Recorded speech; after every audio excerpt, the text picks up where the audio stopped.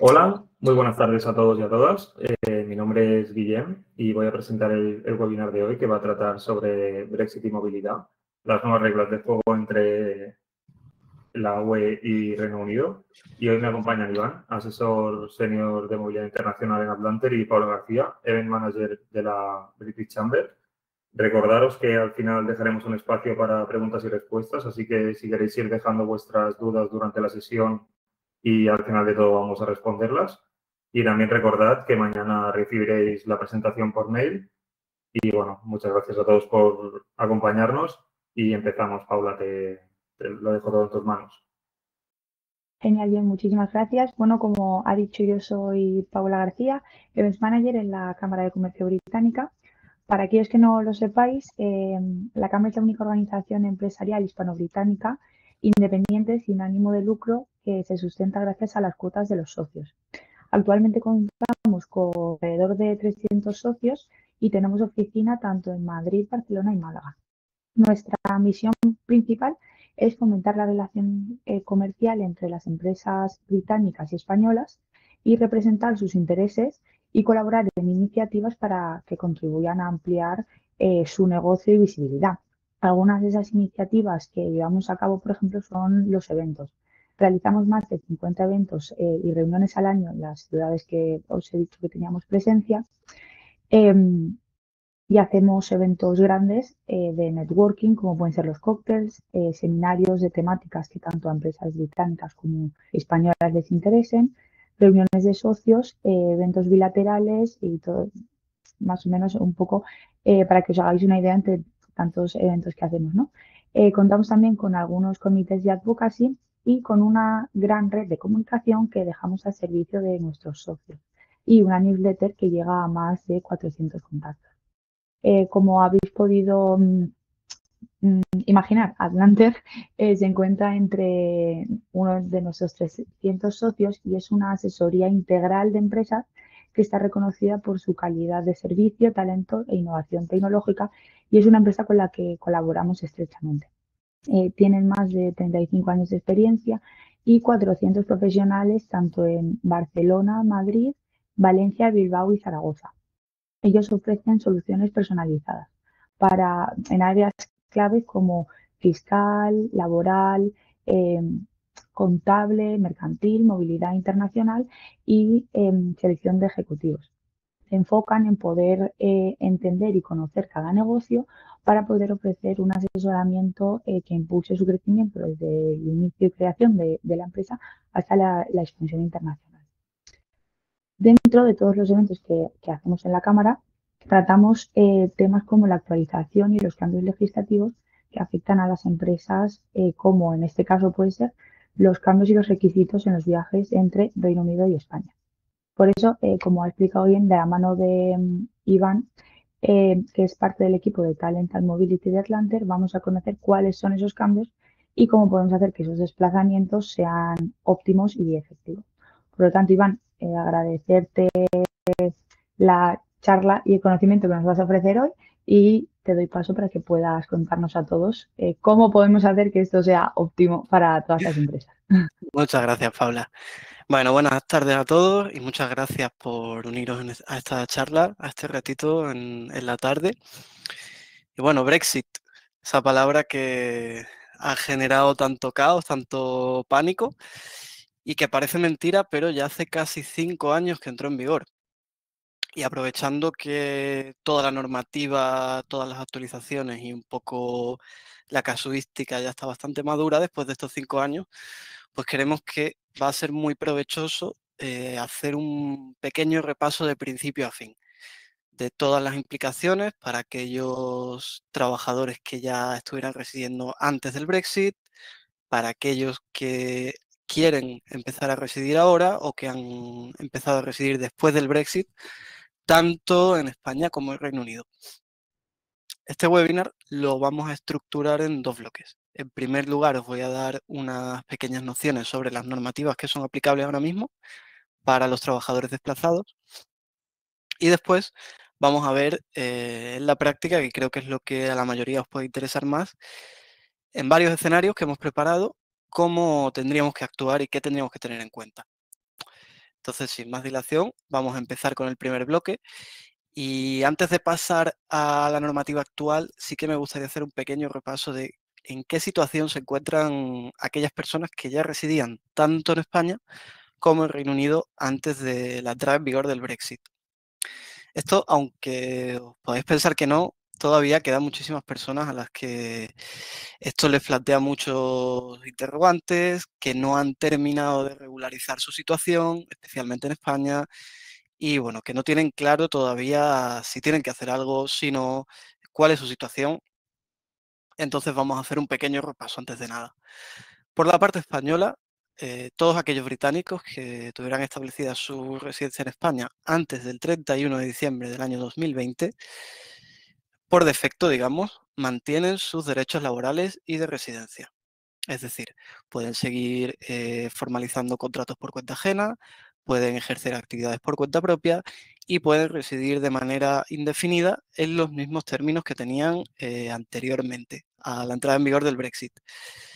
Como sabréis, los ciudadanos comunitarios en España obtienen una tarjeta que se llama CRUE, que bueno, es un documento verde en el que viene su número de identificación, y todos los británicos que tuvieran esta tarjeta deben canjearla. Ahora tendrán una tarjeta que es específica para esta situación. Como punto, digamos, particular, si bien todos estos británicos van a mantener sus derechos en España, esto no se puede aplicar al resto de países de la Unión Europea. Es decir, un británico que a día de hoy tenga su residencia en España y que esto haya sido de manera continuada desde antes de la entrada en vigor del Brexit, no va a tener libertad de movimiento dentro de la Unión Europea en los mismos términos que tendría cualquier ciudadano comunitario.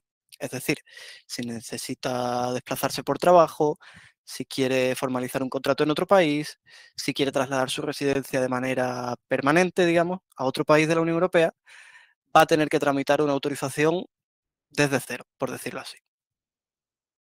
Por otro lado, Reino Unido, los ciudadanos españoles y, bueno, por extensión también todos los comunitarios, todos aquellos que residieran antes del 31 de diciembre del 2020 van a tener o bien un estatus pre-settled, si no llevaban todavía esos 5 años de residencia, o un estatus settled, digamos, automático, si ya tenían 5 años de residencia, es decir, si vivían desde 2015. Aquellos que tengan un estatus pre-settled podrán seguir residiendo en el Reino Unido de manera transitoria, digamos, hasta llegar a los 5 años. Ahí pasarán ya al estatus de settlement. Y aquellos que ya lo tuvieran lo mantendrán de manera, digamos, indefinida. De la misma manera que en España, en Reino Unido van a mantener todos sus derechos laborales y sociales que ya hubieran adquirido. Y ahora ya entrando un poco más en materia de lo que nos ocupa hoy, vamos a ver cómo vamos a considerar los traslados entre España y Reino Unido a partir del 1 de enero de 2021. En primer lugar, hay que tener claro qué tipo de traslado tenemos delante, porque si bien hay muchas modalidades, no todas tienen el mismo tratamiento. Podemos considerar que venir a España para trabajar para una empresa española es un traslado, porque al fin y al cabo, pues, una persona se está trasladando, de la misma manera que ser asignado por tu empresa británica a trabajar en España también es un traslado. Nos vamos a centrar en 3 grandes grupos, que es una contratación local con una empresa española, un desplazamiento temporal para prestar un servicio en España a un cliente, para, digamos, tener una asignación en una entidad de tu grupo británico que tiene sede aquí en España, o incluso una visita de turismo o negocios. En primer lugar, tenemos las contrataciones o actividad local. Y digo actividad porque en este grupo entrarían también aquellos británicos que deseen establecer un negocio en España o una actividad por cuenta propia de cualquier tipo. Aquí realmente es bastante sencilla la respuesta, y es que todos aquellos que quieran venir a España o que hayan querido venir a España desde el 1 de enero de 2021 van a tener la misma consideración que cualquier nacional extracomunitario. ¿Esto qué significa? Que se van a aplicar los regímenes vigentes de extranjería en cada momento. Van a tener que solicitar su permiso de trabajo con anterioridad, van a tener que solicitar un visado de entrada, y este es un punto muy importante porque si bien no necesitan un visado para entrar en España de momento, eh, para venir a trabajar y a formalizar un contrato o una actividad si necesitas entrar con un visado. Y bueno, pues tendría la misma consideración que cualquier otra nacionalidad. Después tenemos los desplazamientos temporales, que de la misma manera que las contrataciones locales tienen la misma consideración que cualquier otra nacionalidad extracomunitaria. Esto significa que igualmente van a tener que tramitar un permiso específico, como puede ser el ICT, que es para desplazamientos intraempresariales. A pesar de venir desde fuera de la Unión Europea, se les va a aplicar la Ley 45, que para aquellos que no lo sepáis, pues regula las condiciones laborales de aquellos trabajadores que vengan desplazados desde el extranjero. ¿Esto qué significa? Que van a tener que tener como mínimo unas condiciones laborales equiparables a un trabajador que tenga, digamos, el mismo rango, las mismas cualificaciones, etcétera, en España. A efectos prácticos, esto lo que significa es que van a tener que cumplir con el convenio colectivo español que les sea aplicable, con los requisitos salariales, descansos y cualquier otra condición que recoja el convenio. Pueden venir tanto dentro de su grupo empresarial como a empresas clientes, es decir, si una empresa británica tiene un contrato de prestación de servicio con una entidad española con la que no tiene ninguna otra relación, también pueden venir. Hay una modalidad de ICT específica y de la misma manera que los que van a formalizar un contrato local en España deben entrar con un visado. No pueden entrar de manera libre, digamos. Después tenemos el tercer grupo, que es el que más dudas suele generar, y son las visitas de turismo o negocios, sobre todo las de negocios. En las visitas de turismo, al fin y al cabo, tenemos claro que no necesitan un visado, no pueden superar los 90 días de estancia por turismo dentro de un periodo de 180, es decir, de 6 meses. Y a día de hoy, si bien no necesitan un visado, en un futuro más o menos cercano se implementará el ETIAS. ¿Qué es el ETIAS? Es un sistema de autorización electrónica de viaje que se va a implantar en toda la Unión Europea. De la misma manera que Reino Unido tiene implantado su propio ETA, Europa va a implantar el mismo. De momento, y desde el día 12 de octubre, lo que sí que se ha implantado en España es un sistema de control de entradas y salidas automático. Que este sistema al final lo que permite es a la autoridad española directamente determinar si esta persona ha excedido los 90 días, no, tiene todavía días restantes y se hace de manera automática en los aeropuertos, tanto a la entrada como a la salida. A la parte de negocio, todo esto que acabo de explicar también se aplica, pero hay que tener en cuenta que las actividades que se pueden hacer bajo una estancia de negocio son muy limitadas. Todo lo que sea incurrir en trabajo efectivo, es decir, prestar un servicio aquí, asesorar, labores de montaje, digamos, todo lo que sea prestar un servicio en España no está permitido. Todo esto tiene que ir por la vía del desplazamiento temporal y del permiso ICT. ¿Qué podemos hacer con una estancia por negocios? Lo que sí podemos es acudir a una reunión, mantener una reunión con un cliente, con una junta directiva, hacer un poco de prospección de negocio, y todas aquellas actividades que si bien, digamos, las podemos considerar como laborales, no implican que se preste servicio ni haya un trabajo efectivo en España. Por otra parte, tenemos la otra cara de la moneda, que serían los traslados al Reino Unido post-Brexit. Aquí, si bien digamos que está estructurado de una manera similar, no lo podemos asimilar, ya que no se aplican las mismas normativas. Estados Unidos. Reino Unido, al ya no ser un miembro de la Unión Europea, puede desarrollar su propia normativa migratoria con mayor libertad. Sí es cierto que tenemos permisos similares, pero bueno, hay algunas particularidades que vamos a ir viendo a lo largo del webinar. Las tres categorías sí que se mantendrían iguales. Tenemos la contratación o la actividad local. En este caso, una entidad británica pues actuaría como sponsor. Actuaría como sponsor, sería la figura contratante ante las autoridades británicas. Dependiendo del tipo de permiso y la actividad, pues va a haber una serie de requisitos salariales. Y este tipo de permisos sí que otorgarían acceso al estatus de settlement que hemos visto anteriormente. Por otro lado, tenemos los desplazamientos temporales. Estos normalmente están gestionados o por el Global Business Mobility o por el Secondment Visa, dependiendo un poco de la casuística.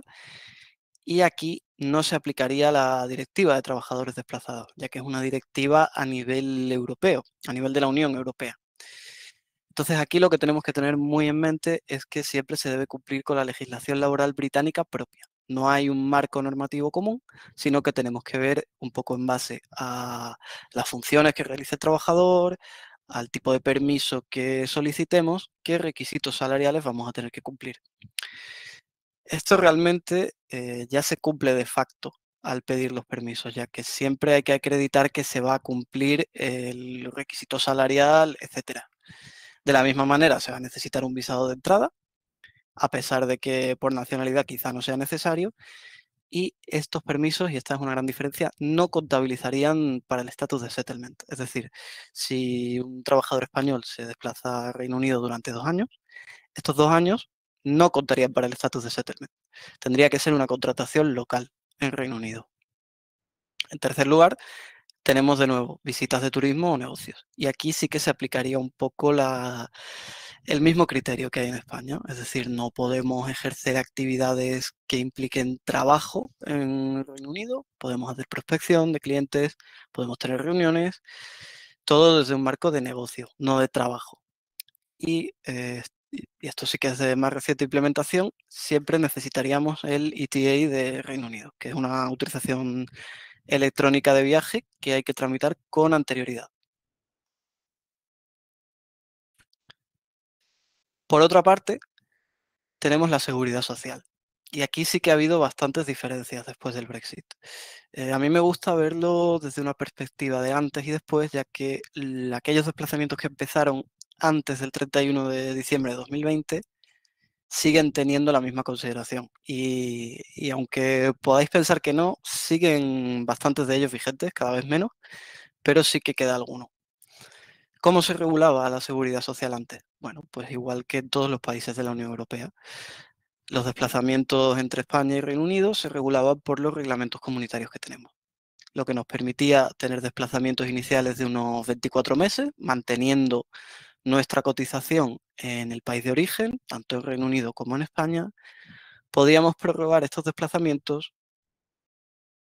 y era aplicable a todas las nacionalidades que existen. Es decir, una persona de un nacional de un tercer país, por ejemplo, podía desplazarse desde Reino Unido a España y viceversa y mantener sus cotizaciones a la seguridad social local de aquel país en el que estuviera contratado. ¿Cuál es la situación a día de hoy y desde el 1 de enero de 2021? Pues la situación es que se ha firmado un protocolo de coordinación de seguridad social entre la Unión Europea y Reino Unido.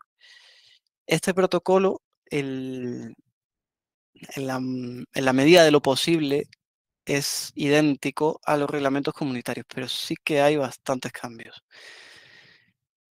En primer lugar, se elimina la posibilidad de tener un desplazamiento de más de 24 meses y mantener tu seguridad social. Es decir, si con anterioridad podíamos pedir a lo mejor un desplazamiento de 3, 4, 5 e incluso más años, en la actualidad estamos limitados a 24 meses. A partir de ahí ya no se puede seguir cotizando en el país de origen. Por otra parte, esto que os he comentado antes de que los nacionales de terceros países podían seguir manteniendo su cotización, ya no es así. Únicamente los nacionales tanto de Reino Unido como de la Unión Europea, y únicamente de la Unión Europea, ni siquiera Suiza y los países del espacio económico europeo, podrán optar a este tipo de normativa. Y se aplicaría únicamente a los desplazamientos desde el 1 de enero de 2021.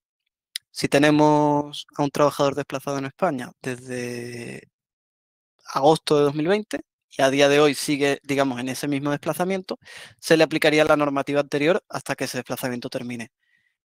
Del 31 de enero en adelante se aplicaría esta nueva normativa con las limitaciones que os comento. Y me diréis, bueno, pero ¿qué pasa con los trabajadores en remoto? Porque esto es un tema que además hoy en día está de rabiosa actualidad y también es cierto que genera muchísima incertidumbre. Bueno, pues lo primero que tenemos que tener claro aquí es que sea un trabajador remoto, en un contexto internacional. ¿Qué quiere decir esto? Si un ciudadano británico viene a España y va a trabajar para una empresa que está basada en Madrid, pero trabaja desde la Costa del Sol, sí, es un trabajador remoto, está claro, pero no tendría esa consideración en un marco internacional. Para que lo podamos considerar una actividad de teletrabajo internacional, no se puede prestar servicio en el país de destino. Es decir, este trabajador no puede tener un empleador en España, no puede tener clientes en España si se trata, por ejemplo, de un trabajador por cuenta propia, aunque esto sí se puede hacer en pequeña medida, lo veremos más adelante. Y al fin y al cabo, toda su actividad tiene que estar enfocada a su país de origen. Una vez que tenemos esto claro, vamos a ver qué consideración le da cada país, porque la verdad es que es bastante diferente y prácticamente opuesta. Por un lado, tenemos a España. España recientemente aprobó la Digital Nomad Visa para teletrabajadores internacionales. Este es un permiso específico que está pensado precisamente para aquellos trabajadores que pueden ejercer sus funciones en remoto desde cualquier parte del mundo y siempre y cuando se pueda acreditar pues, una serie de ingresos mínimos, una pertenencia en ese trabajo, es decir, no puedes inmediatamente aceptar un trabajo remoto y aplicar a esta Nomad Visa. Y bueno, un poco también acreditar que la empresa, en caso de ser un trabajador por cuenta ajena, está de acuerdo con esta situación, se puede solicitar este permiso. Este es un permiso que es pionero en el sentido de que está específicamente dirigido a los teletrabajadores y su marco legal se dirige únicamente a los teletrabajadores, tanto por cuenta ajena como por cuenta propia. Por otra parte, tenemos el tema de las Working Holidays o Workations. Aquí España sí es muy restrictivo, ya que no se permite el teletrabajo efectivo durante ningún tipo de estancia como turista. Es decir, técnicamente un trabajador británico que esté de vacaciones en España no puede teletrabajar en absoluto. Hay pequeñas excepciones, como por ejemplo, pues revisar emails, etcétera, pero más allá de eso, técnicamente no está permitido. Cierto es que es bastante difícil que esto se llegue a detectar, pero la realidad es que es algo que que no está permitido, no se puede hacer bajo una estancia de turista. Por otro lado, tenemos la situación en el Reino Unido que es totalmente opuesta. No tenemos un permiso específico para... Uy, disculpad. No tenemos un permiso específico para teletrabajadores y de momento, por lo que nosotros sabemos, no hay ninguna intención de que exista, por lo que si un trabajador remoto quiere residir en Reino Unido, tendrá que hacerlo mediante otra figura de permiso. Y estas figuras normalmente lo que requieren es que haya un contrato en Reino Unido, es decir, no podrá teletrabajar para su empresa española mientras vive de forma permanente o durante un tiempo largo en Reino Unido. Por otra parte, para los visitantes sí que se permite el teletrabajo, es decir, se puede hacer unas working holidays o workations, se puede trabajar mientras se está de viaje en Reino Unido con un estatus de turista. La única limitación que hay es que, por una parte, este trabajo está enfocado puramente a empresas o clientes fuera de de Reino Unido, claro está, no podemos trabajar para ningún tipo de entidad británica ni para clientes que estén basados allí. Y por otra parte, este teletrabajo no puede ser la actividad principal del viaje. Es decir, yo no me puedo ir a Reino Unido exclusivamente para teletrabajar. Lo que sí puedo hacer es teletrabajar durante mis vacaciones como una actividad complementaria, digamos. Y bueno, una vez que vemos cuál es la situación a día de hoy en Reino Unido, lo que vamos a hacer es revisar varios casos prácticos que hemos preparado. Aquí sí que me gustaría, aunque todos los casos están preparados y vamos a ir analizándolos, que sea una sección un poquito más interactiva. Entonces ahí a Paula y a Guillem les voy a pedir que me echen una mano, ya que yo no puedo ver el chat. Y cualquier pregunta que vaya saliendo, incluso si vosotros me queréis plantear algún caso práctico que no veamos aquí, me tiro a la piscina y lo hacemos en vivo. Vamos con el primer caso práctico. Tenemos a un trabajador británico que acude a España en visita de negocios para reunirse con directivos de la filial española y con potenciales clientes. ¿Qué tenemos que analizar aquí? Pues principalmente 3 puntos: la normativa laboral, la normativa de seguridad social y los requisitos migratorios. En primer lugar, tenemos la normativa laboral. Aquí, al ser una visita de negocios y realmente no ejercer ninguna actividad ni prestar ningún servicio en España, pues sí tenemos claro que no hay una prestación de servicio y no se aplica la ley 45 que os he comentado antes, por lo que no habría que revisar convenios colectivos aplicables ni tener este tipo de consideraciones. A nivel de seguridad social, al fin y al cabo estamos trabajando. Aunque no haya una prestación de servicio, estamos trabajando. Por lo tanto, tenemos que estar cubiertos a nivel de seguridad social. ¿Cómo se hace? Hay que solicitar el certificado A1 bajo el artículo 11.1 del protocolo de coordinación de la seguridad social que hemos comentado antes. ¿Qué nos dice este artículo? Pues en resumidas cuentas lo que nos dice es que cuando un nacional de la Unión Europea o de Reino Unido se desplaza por motivos laborales a tanto Reino Unido como un miembro de la Unión Europea, puede mantener sus cotizaciones a la seguridad social en su país de origen. Esto se hace mediante el certificado A1 que necesitaríamos pedir en este caso. Por la parte migratoria, de momento no necesitamos ningún visado. Como os comentaba, en un futuro más o menos cercano, probablemente se implemente el ETIAS, que sería un asimilado al ETA de Reino Unido, que existe ya, y sí que habría que solicitarlo antes de entrar en España. Lo que sí es muy importante es que nunca excedamos los 90 días en un periodo de 180. Siguiente caso. Tenemos a un consultor autónomo del sector IT británico y quiere venir a vivir en la Costa del Sol durante 2 años. ¿Quién no va a querer, no? Pues en este caso tampoco existe una prestación de servicio efectiva en España. Y me diréis, ¿por qué?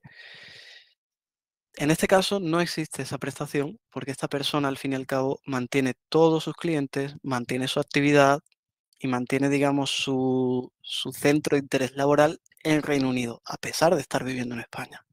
Por lo tanto, no se le aplicaría la normativa española a nivel laboral, sino que se le seguiría aplicando la británica. A efectos de seguridad social, aquí tenemos un poco 2 opciones.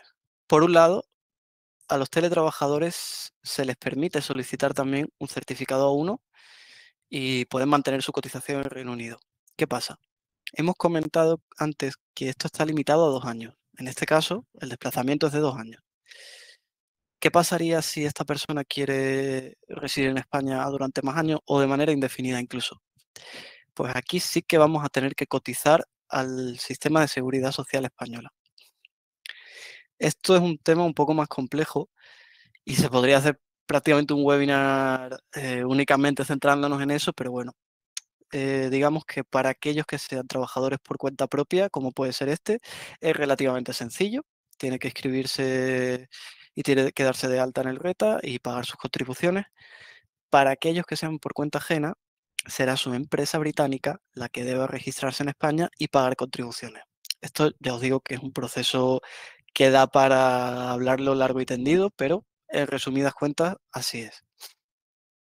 A nivel migratorio, pues necesitaría solicitar la autorización de residencia para teletrabajadores internacionales, que es la apropiada para este caso. Y una vez aprobada, solicitará su visado de entrada desde Reino Unido y ya podrá entrar en España y conseguir su tarjeta de identidad, empezar a trabajar y, en definitiva, residir en España sin ningún tipo de problema. No sé si hay alguna duda en estos 2 casos que hemos visto. Por ahora no, Iván, no tenemos ninguna duda. Perfecto. Vamos al tercer caso, entonces. Y este creo que es de los que más os va a interesar porque es de los más complicados y nos solemos encontrar con bastante frecuencia. Y es un extracomunitario que tiene residencia en España, pero que por cualquier motivo presta servicios de manera habitual en Reino Unido.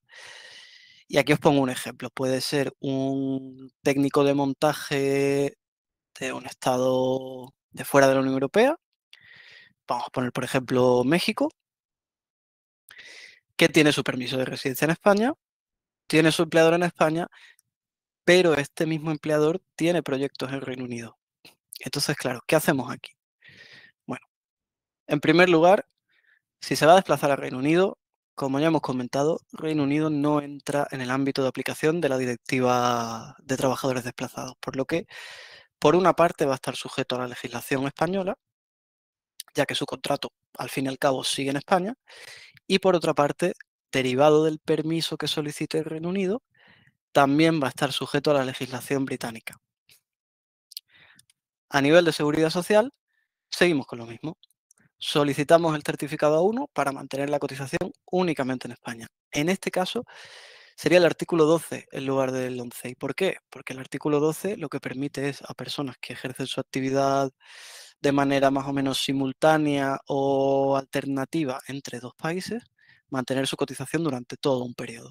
Es decir, si yo este año tengo pensado viajar a Alemania, Francia, Italia por trabajo para prestar servicios, sería este artículo el que me aplicaría. Y a nivel migratorio, pues esta es la parte más complicada, ya que lo primero que hay que hacer es determinar cuál va a ser el país de residencia. Si de manera normal trabaja y vive en España, será España. Después, tenemos que solicitar también un permiso en Reino Unido, ya que su permiso de residencia español no le va a habilitar a trabajar en Reino Unido. Este permiso, en general, será uno de tipo ICT, dependiendo un poco de si el trabajador va a una sede de la empresa española o si va a una empresa externa con la que haya un contrato de prestación de servicios. Aquí es muy importante que tengamos en cuenta cuántos días va a pasar este trabajador fuera de España, ya que corremos el riesgo de que por haber estado en Reino Unido una cantidad determinada de tiempo, pueda llegar a perder el derecho a renovar su residencia en España. Con lo que este tipo de casos hay que tratarlos con cuidado especial y analizar muy bien cuántos días va a estar fuera de España el trabajador.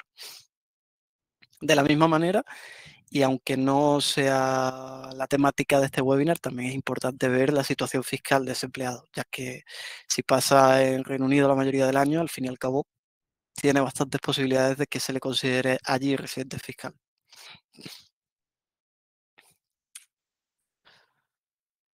El siguiente caso.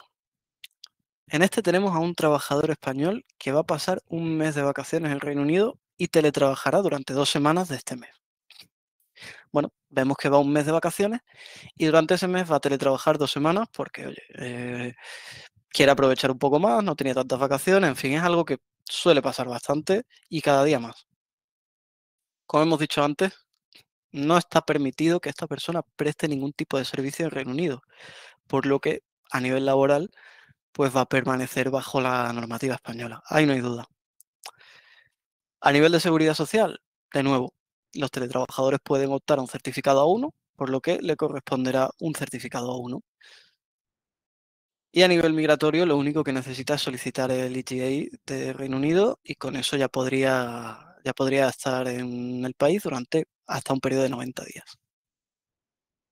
Este caso es bastante sencillo, pero sí que hay muchos empleados que tienen dudas, ya que no todos los países permiten hacer esto. Reino Unido es uno de los que sí. En el siguiente caso, tenemos un técnico de montaje de espectáculos que acude al Reino Unido. Está desplazado por su empresa española y va a realizar allí una instalación. Es decir, aquí ya no hay un desplazamiento dentro de un grupo, sino que se acude a prestar un servicio para un cliente de tu empresa. Esto en el Reino Unido no tiene la misma consideración. A nivel laboral, aquí sí que va a tener que cumplir la normativa británica. Esto en la práctica se va a cumplir sí o sí, ya que para poder ni siquiera optar al permiso hay que acreditar lo que os comentaba antes, el tema de cumplir con el salario, relativo a su categoría, etcétera, etcétera. A nivel de seguridad social, de nuevo, tenemos que solicitar el certificado A1. Y por la parte migratoria, tenemos el Service Supplier Visa. Antes hemos hablado del Global Business Mobility. El Global Business Mobility solo podemos usarlo en desplazamientos dentro del mismo grupo. Es decir, yo trabajo en Atlanter, si por ejemplo me desplazo a Atlanter, Reino Unido, ahí sería un Global Business Mobility. En este caso, el Service Supplier para lo que lo vamos a utilizar es para aquellos casos en los que prestamos un servicio a una empresa completamente ajena, como puede ser este, un montaje de un espectáculo, el promotor es una empresa ajena y existe un contrato de prestación de servicios. En este caso sería el Service Supplier Visa. Aquí tenemos el caso contrario, un consultor español que es trasladado temporalmente a la sede de su empresa en Reino Unido para realizar la implementación de un proyecto. Aquí tenemos la Global Business Mobility, sí que sería aplicable en este caso. Va a haber que cumplir los requisitos de este visado, que son un salario mínimo de 52.200 libras al año o el going rate para esa posición. Si, por ejemplo, se tratase de un cargo directivo, pues probablemente el salario sea más alto. La base son 52.200 libras. A partir de aquí habría que analizar si es una posición que requiere un salario todavía más alto. Por otra parte, de nuevo, nos repetimos muchísimo con esto, pero es muy importante, certificado 1 bajo el artículo 11.1. Y a nivel migratorio se tramitaría la Global Business Mobility, que es la que le va a permitir trabajar en una empresa que forme parte del grupo durante un periodo determinado. Siguiente caso. Tenemos un técnico especialista que recibe una oferta de una entidad en Reino Unido para trasladarse a trabajar de manera local. Aquí ya no hay desplazamiento. Estamos hablando de abandonar España, ir a Reino Unido y trabajar para una empresa británica de manera local. De nuevo, vamos a tener que cumplir los requisitos mínimos del permiso al que apliquemos. Como estamos hablando de un técnico especialista, probablemente sea un Skilled Worker Visa. El Skilled Worker Visa tiene unos requisitos salariales básicos, digamos, un poquito más bajos que la Global Business Mobility. Son 41.700 libras al año. Este permiso lo podríamos asimilar un poco al permiso para profesionales altamente cualificados que existe en España. De la misma manera, es posible que si se trata de un cargo de dirección, de un cargo muy especializado, haya un going rate más alto que esta base de 41.700, pero menos de 41.700 nunca va a ser. Eso lo tenemos que tener claro. Aquí a nivel de seguridad social, pues ya no existe la 1, porque se va a cotizar de manera local en Reino Unido. Como cualquier trabajador local, se pasará al sistema británico de seguridad social y a partir de ahí pues habrá una desvinculación en España.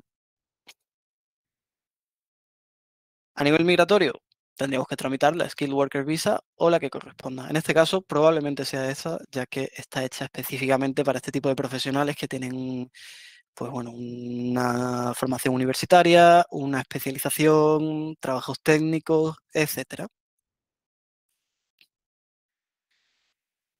Y por último, tenemos el caso de un trabajador británico que se traslada a España durante 2 años para trabajar en proyectos en sede de un cliente, digamos, de un cliente de su empresa británica. Hemos visto antes que el Reino Unido, si nos desplazamos a una sede de nuestra empresa o de un cliente, hay una diferencia en el tipo de permiso.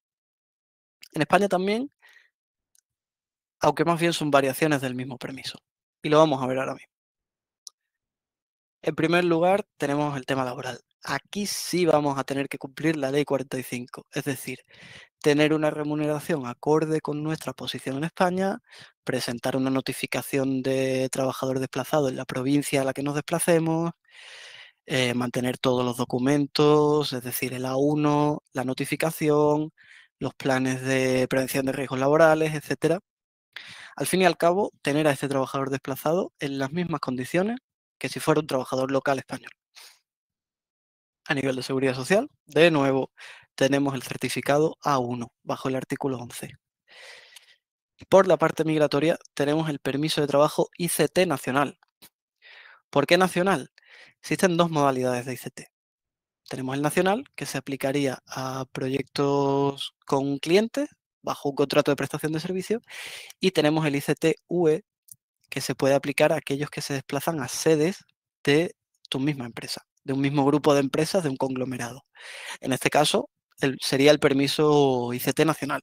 Hay algunas diferencias, pero en términos generales son bastante similares y al final lo que te permiten es tener una residencia en España sin tener una vinculación directa con ningún empleador español.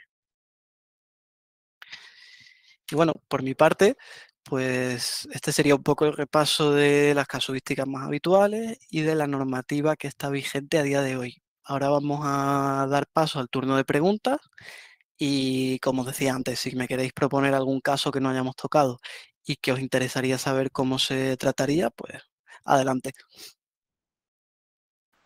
Genial, Iván, muchas gracias. Parece ser que tenemos la primera pregunta que viene de parte de León y nos la ha hecho en inglés, pero en este caso vamos a traducirla y te la hacemos en español, ya que esta sesión la estamos dando en español. Y la primera pregunta sería, ¿existe un nivel mínimo de salario necesario para obtener el permiso de residencia para nómadas digitales en España? Sí, existe. Hay un umbral de salario mínimo que está a día de hoy rondando los 60.000 euros de ingresos anuales. Esto irá variando con los años, pero bueno, al final hay que acreditar unos ingresos consistentes de 3.000 euros netos mensuales. Ahora parece que no tenemos más preguntas. Vamos a esperar unos segunditos y si no, recordar que todas aquellas dudas o consultas que se os vayan ocurriendo, no dudéis en ponerse en contacto con nosotros para que sean respondidas posteriormente. Estupendo. Pues en ese caso, si no ha quedado ninguna pregunta, en caso de que más adelante sí que os surgiera, aquí podéis ver mis datos de contacto, ya que si bueno, tenéis alguna situación similar o necesitáis ya un asesoramiento un poquito más en detalle, podéis directamente contactar con nosotros. Perfecto, pues muchas gracias a Iván y Paula por la información y el tiempo que nos habéis dedicado y, por supuesto, gracias a todos por acompañarnos durante la sesión de hoy. Esperamos que haya resultado útil y os llevéis una visión más clara sobre las implicaciones del Brexit y recordad que mañana recibiréis la presentación por correo y si os surge cualquier otra duda o consulta no dudéis en poneros en contacto con nosotros. Gracias de nuevo y que tengáis muy buen día. Gracias. Muchas gracias. Luego.